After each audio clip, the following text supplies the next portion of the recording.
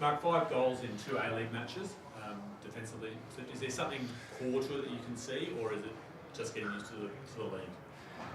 I don't think it's getting used to the league. No, I think it's avoidable goals. Certainly today on the counter-attack, we speak about that as part of our play, that when we attack as a team, we have to be ready to defend those counter-attacks. And the second goal they scored as well was a second phase from a set play.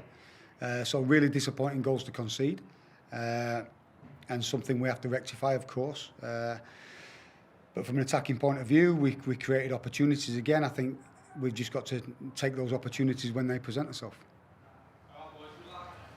When you're going forward, you've got players going forward, nearly at times overcommitting through that transition. Is that something that you need to rectify with that high press that you're trying to play?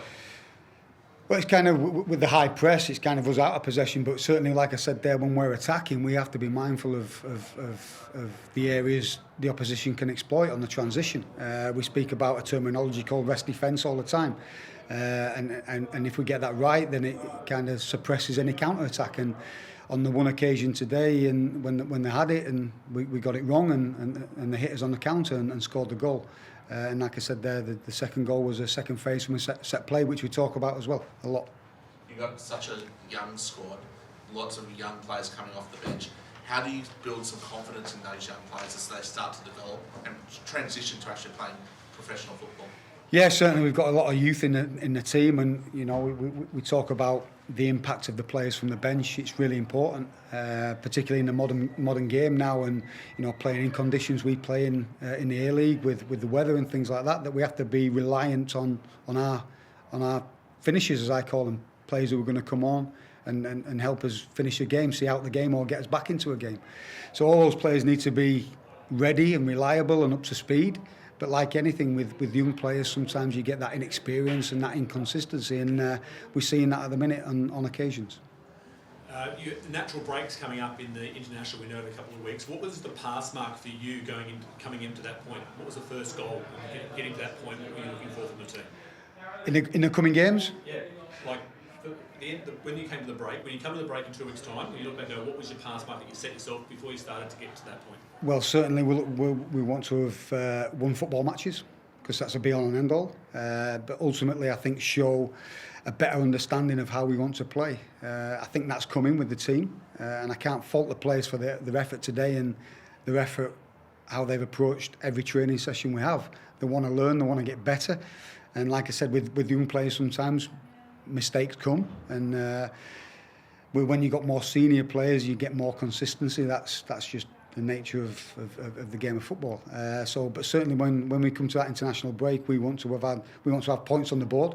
That's important, but really have more clarity and more consistent performances as regards to the behaviours we want in possession and out of possession. But we've seen a lot of positives, like anything. But we come away again today without any points. What were the positives from the front half of the field? Again, it's 2 games. Caltech's got a single goal in the league from central defence. What were the positives in that final third?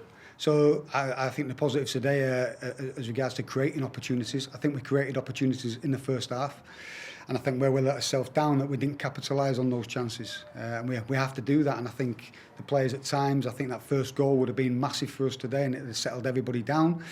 But I think I sense a little bit of apprehension there sometimes in the final when that goal doesn't come.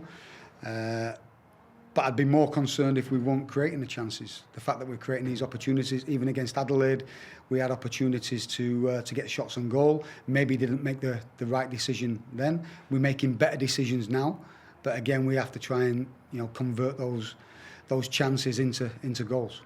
What's the plan for the next 2 weeks? Perth away, then Bali in the cup. Perth away, like I said, we'll be working on like with the processes we do after every game. We'll look at the positives, but we'll look at where we need to get better. And we're growing as a team. We're growing as a group.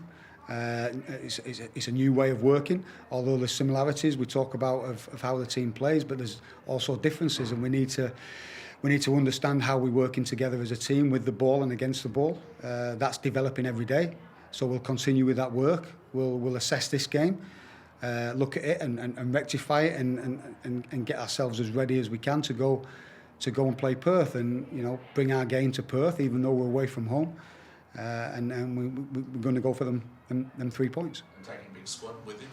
Yes, we've got to do that because we'll be travelling straight to Bali after that. So we have to be mindful of what are the what ifs in the Perth game, and we have to make plans for that. So there's a lot of work goes on behind the scenes to ensure that all bases are covered, that we can obviously supplement the squad if injuries or things happen to players. But we have a plan for that, and, you know, we'll be working hard to get ready for the Perth game. You mentioned it just then, working on some things over the next week or two.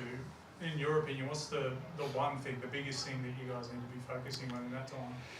Well, I think, you know, there's probably two. You can't just choose one thing within the game, because if I was to say there that we need to convert the chances into goals and things like that, I'm sure you'd say, well, you probably need to work on the defensive aspects of the game. So the game is not just one area. You've got to work on the collective. So, like I said, we created chances, which is good and positive. We need to convert those chances now. We spoke after Adelaide about making better decisions in the final third to take up better goal-scoring positions, and I think we're doing that. We showed that in the AFC Cup game. We're showing it a little bit today. But certainly from a defensive point of view as well, we've got to be aiming for those clean sheets. And I always say that we've got to strive for clean sheets in games, because if you get that clean sheet, you don't lose the game. And if we're creating those chances and we get that right, then that's going to give us a high percentage chance of winning. So yeah, I don't think we can identify just one area. We're always working on the collective of our game, and hopefully there we can develop quickly in the lead up to the Perth game.